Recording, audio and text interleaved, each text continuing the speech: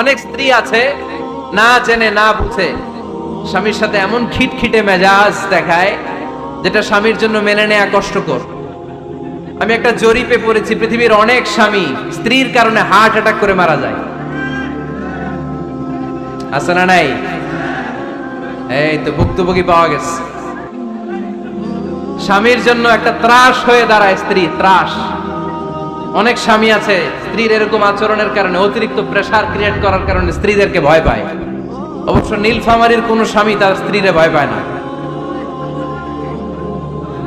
ভয় পায়? স্ত্রীরে ভয় পান কে কে দেখি?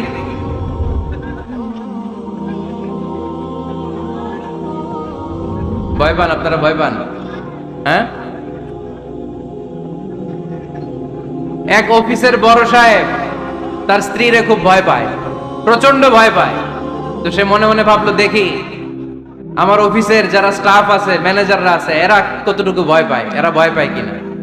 তো একদিন সকালবেলা অফিসের সব স্টাফ গুলোর একসাথে দাঁড় করায় বলতেছে, এই আপনারা যারা যারা আপনাদের স্ত্রীদেরকে ভয় পান তারা ডান দিকে যান, আর যারা স্ত্রীকে ভয় পান না এরা বাম দিকে যান।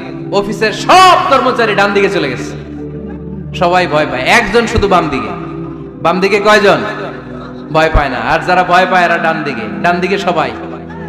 তো বড় সাহেব ভাবছে, আলহামদুলিল্লাহ আমার অফিসে একজন হইলেও বীর পুরুষ আছে। তো বীর পুরুষের কাছে যেয়ে বলে, ঘটনা কি, আপনি মোটেও ভয় পান না?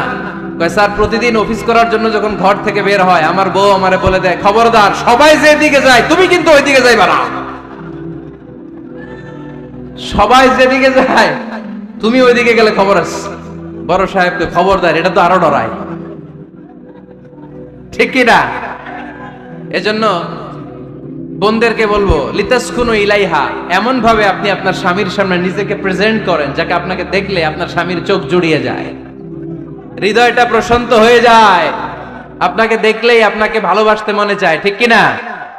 এজন্য রব্বুল আলামিন বলেন, আমি নারীদেরকে তৈরি করেছি লিতাসকুনু ইলাইহা, যেন পুরুষেরা স্ত্রীদের সংস্পর্শ যখন পায় পুরুষদের হৃদয়টারে প্রশান্ত করে দেয় কে?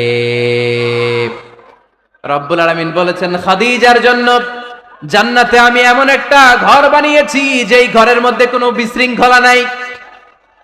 খাদিজার জন্য জান্নাতে এমন একটা প্রাসাদ আমি বানিয়েছি যেই প্রাসাদের মধ্যে কোনো আওয়াজ নাই, কোনো কোলাহল নাই, কোনো বিশৃঙ্খলা নাই। কারণ খাদিজা আমার নবীকে এমন একটা ঘর উপহার দিয়েছে যেই ঘরের মধ্যে কোনো বিশৃঙ্খলা ছিল না, আওয়াজও ছিল না। পড়েন সুবহানাল্লাহ। আল্লাহ রাসূল যখন সারাদিন কাফেরদের মাঝে কোরআনের দাওয়াত দিতেন, কোলাহল